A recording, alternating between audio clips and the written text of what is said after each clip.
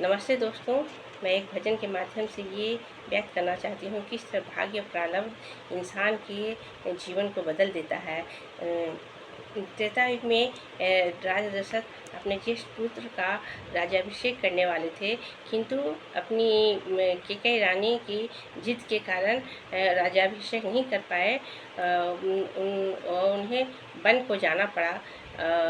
इसलिए मैं भजन के माध्यम से व्यक्त कर रही हूँ कि आदमी का किस्मत इंसान को कहाँ से कहाँ ले जाता है, किसी उद्देश्य से ले जाता है।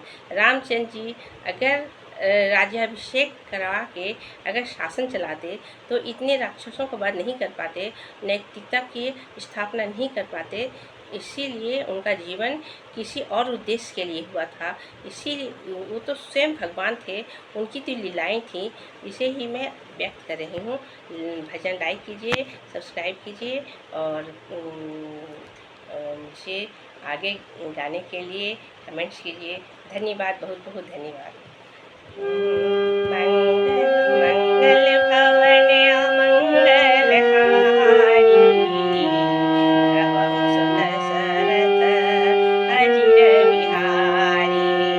मंगल भवन अमंगल हारी, रवहु सुत सरथ अजिर बिहारी।